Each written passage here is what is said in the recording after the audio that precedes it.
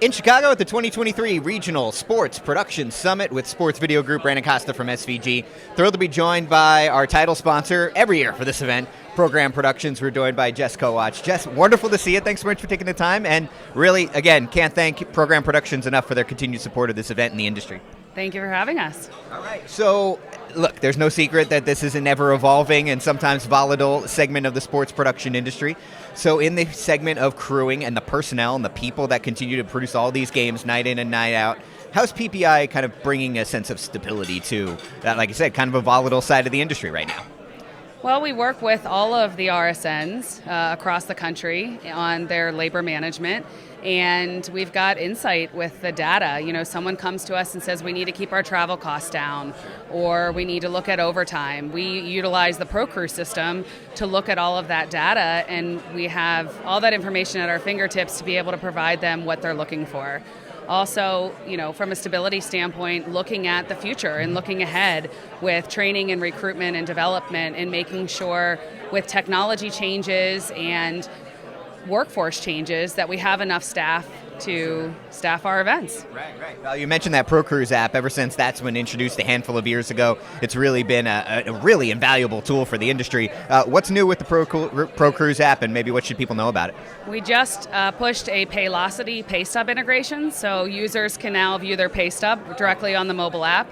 There's now crisis support, and there's been a lot of notification enhancements as well. So a lot of great things with ProCrewz. Right. Now, one of the major focuses of what you and your colleagues from ProCrewz Productions, including Bob and Scott, were up there talking about at the event today was your very ambitious initiative to increase training opportunities across the industry.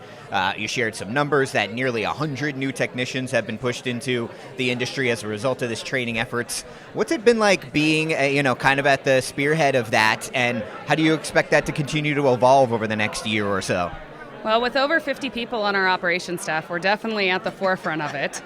We see it every day with our crewers. You know, our crewers don't want to put people on planes. They don't want to have to deal with the travel on the invoicing side. So looking to make sure we have enough local technicians to work our events is very important to everyone on our staff. You know, we have been communication, as we mentioned on the panel, is definitely imperative in this. Letting production teams know that they have someone newer, working in the markets to find trainers and trainees, and as Bob mentioned, paying them for their time.